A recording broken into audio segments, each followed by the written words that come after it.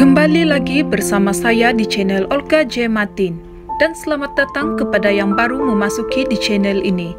Kali ini saya akan berkongsi kepada Anda satu cerita legenda, yaitu akibat Dayang Petra ingkar ajaran neneknya menanam padi. Pada zaman dahulu, seorang anak perempuan dari kayangan, Dayang Petra tidak mengikuti ajaran neneknya semasa menanam padi dan telah meninggalkan kesan hingga ke hari ini. Pada zaman itu, terdapat sebuah keluarga dewa dari kayangan menetap di bumi sebelum kewujudan manusia. Dan mereka tinggal di rumah panjang. Sumber makanan mereka merupakan buah-buahan, daun-daun, dan cendawan dari hutan. Tetapi mereka memakannya secara mentah kerana tidak kesemua mereka tahu masak. Anak perempuan bungsu mereka bernama Dayang Petra. Dia seorang yang cantik tetapi sangat degil, dan baginya pendapatnya adalah yang terbaik. Dayang Petra juga suka merungut, lagi-lagi tentang makanan. Dia akan merungut kenapa dia asyik makan makanan yang sama seperti buah-buahan, daun-daun, dan cendawan setiap hari. Pada suatu hari, ibunya menyuruh dia pergi berjumpa dengan neneknya. Ini Raja Pipit kerana kemungkinan neneknya tahu tentang makanan lain kerana sudah lama mereka menetap di bumi berbanding mereka. Dayang Petra bersetuju dengan ibunya dan akan pergi melawat neneknya. 3 hari kemudian dia sampai ke pondok neneknya. Di sekeliling pondok tersebut banyak rumput tinggi yang tidak pernah dilihatnya sebelum ini. Pada bahagian atas setiap batang rumput itu terdapat bijian yang bulat berwarna coklat sebesar genggam tangan seorang lelaki. Neneknya menjemputnya masuk dan menghidangkan air untuknya. Mereka pun berbual tentang keluarga. Sebaik tiba waktu makan, neneknya menghidangkan nasi untuk makan. Butiran nasi tersebut berbentuk bulat dan sebesar genggam tangan. Dayang Petra terkejut kerana dia tidak pernah melihat makanan seperti itu. Untuk pertama kalinya, Dayang Petra tidak merungut dan dia makan banyak nasi itu sambil berkata, ianya sangat lezat, makanan yang paling sedap di bumi. Kemudian dia bertanya kepada neneknya, di mana nak dapatkan nasi? Neneknya menunjuk ke arah rumput tinggi yang dilihatnya tadi. Itu ialah sawah padi. Rumput yang tinggi itu ialah padi, dan bijian di atasnya itulah nasi yang kamu makan tadi. Tapi bijian itu saya nampak berwarna coklat dan keras. Tapi nasi ini putih dan lembut. Bagaimana ia bertukar? Tanya dia kepada neneknya. Neneknya membawa dia pergi ke bahagian hadapan pondoknya. Kemudian neneknya duduk di beranda dan mengetuk lantai dengan buku jarinya. Semua batang padi itu mula bergoncang dengan sendirinya. Padi kemudiannya jatuh dan bergolek-golek ke arah pondok dan naik ke loteng pondok tersebut dan masuk ke dalam kepuk. Bila tiba waktu untuk makan malam, neneknya meletakkan lesung kayu di tepi pintu dapur dan mengetuk lantai dengan batang kayu. Sebanyak 21 butir padi turun dari loteng dan masuk ke dalam lesung kayu. Batang kayu itu mula menumbuk dengan sendirinya sehingga kulit coklat pada padi itu tertanggal. Selepas itu, padi tersebut bergolek dan melompat ke dalam periuk tanah. Tempurung kelapa akan menuang air ke dalam periuk di atas dapur api.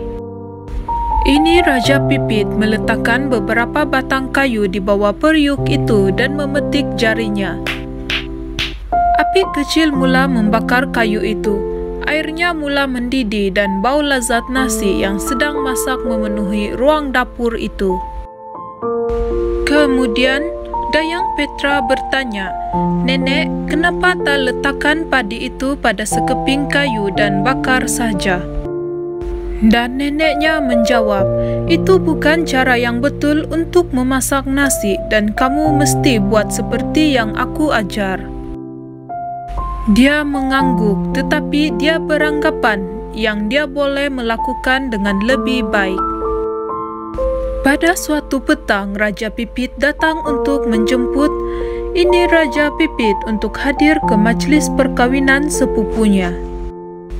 Majlis tersebut akan berlangsung hampir sebulan dan ini Raja Pipit mengajar Dayang Petra untuk menanam padi semasa ketiadaannya. Ajaran menanam padi adalah seperti berikut. Lihat langit setiap petang. Jika bintang 7 adik-beradik perempuan muncul, tanam padi keesokan harinya. Pilih 1 bakul benih padi yang bulat dan segar dari loteng dan letaknya di atas beranda. Letakkan batang tunggul di sebelah bakul dan tepuk tangan. Batang itu akan membuat banyak lubang dan benih padi akan bergolek di dalam setiap lubang. Selepas sebulan, letakkan sabit di beranda dan menyanyi lagu. Sabit itu akan terbang ke sawah dan merumpainya. Bila padi sudah tinggi dan kuning, panggil butir padi itu pulang seperti yang kamu lihat semasa kamu mulai sampai ke sini dahulu. Dayang Petra ingin melakukannya dengan caranya sendiri, tetapi neneknya memberi amaran supaya mengikut cara yang telah diajar. Neneknya dan Raja Pipit pun berangkat pergi. Pada suatu hari, Abang Dayang Petra pulang gana datang melawatnya kerana sudah lama dia tidak balik. Dia menjemput abangnya masuk dan mereka pun berborak pasal keadaan keluarga mereka dan kenapa dia tidak balik. Bila tiba waktu untuk makan, dia menghidangkan nasi kepada abangnya. Abangnya juga suka nasi tersebut dan makan sebanyak 7 pinggan. Selepas selesai makan, mereka berdua duduk di beranda dan Dayang Petra nampak bintang 7 adik-beradik perempuan. Esok pagi dia akan menanam padi. Keesokan pagi, Dayang Petra mahu menanam padi dengan caranya sendiri. Dia memilih benih padi yang bulat dan berkilat. Dia memberi kayu tunggul kepada abangnya untuk membuat lubang dan dia akan meletakkan benih padi ke dalam lubang tersebut. Mereka melakukannya sepanjang hari. Sebulan kemudian, banyak rumpai telah tumbuh. Dayang Petra pergi merumpai sawah menggunakan sabit, tetapi setiap kali dia memotong, ianya tumbuh lagi menyebabkan dia terpaksa merumpainya banyak kali. Beberapa minggu kemudian, abangnya pulang kerana takut ibu mereka risau. Tidak lama kemudian, padi pun sudah tinggi dan kuning. Tetapi Dayang Petra hairan mengapa bijian padi tersebut terlalu kecil. Kerana risau butir padi yang kecil itu jatuh dan hilang semasa dituai, dia memotong batang padi menggunakan pisau kecil dan meletakkannya ke dalam bakul. Beberapa hari diperlukannya untuk memotong semua batang padi. Dia meletakkan padi di hadapan pondok dan mengetuk lantai beranda supaya padi itu naik ke loteng. Tetapi padi itu tidak bergerak menyebabkan dia terpaksa membawa sendiri padi itu. Semasa dia mau masak nasi, dia mengetuk lantai dengan batang kayu supaya padi turun. Tetapi tiada apa yang berlaku. Dia mulai risau dan dia naik ke loteng untuk melihat apa yang berlaku. Dia mendapati yang butiran padi besar sudah habis dan hanya yang kecil sahaja tinggal. Kemudian dia terdengar bunyi neneknya sudah balik.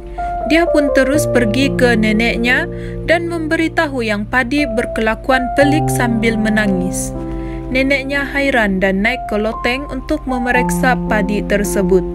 Neneknya terkejut apabila melihat butiran padi yang sangat kecil dan bertanya dengan Dayang Petra, "Apakah kamu mengikut ajaranku ketika menanam padi?" Dia menjawab yang dia menanam padi mengikut caranya sendiri yang lebih baik. Jawapannya telah menyebabkan neneknya marah. "Cara yang lebih baik? Aku rasa cara itu lebih teruk. Kamu telah membuat padi menjadi malas. Mulai sekarang padi terpaksa ditanam menggunakan tangan setiap hari. Mereka terpaksa merumpai sawah berkali-kali, menuai padi dengan pisau kecil, membawanya pulang di dalam bakul. Bila hendak makan nasi, mereka terpaksa menumbuk, menampi, membasuh dan memasak sendiri padi tersebut. Dan apa yang mereka dapat dengan penat lelah ini? Hanya butiran beras yang kecil, kata neneknya. Dayang Petra menangis dan malu dengan perbuatannya dan berjanji tidak akan melakukannya lagi. Perbuatannya telah menyebabkan petani terpaksa bekerja keras untuk menghasilkan padi sehingga ke hari ini. Sayang betul bila Dayang Petra tidak mengikuti ajaran ini, Raja Pipit yang bijak itu. Itulah dia kisah legenda akibat Dayang Petra ingkar ajaran neneknya menanam padi.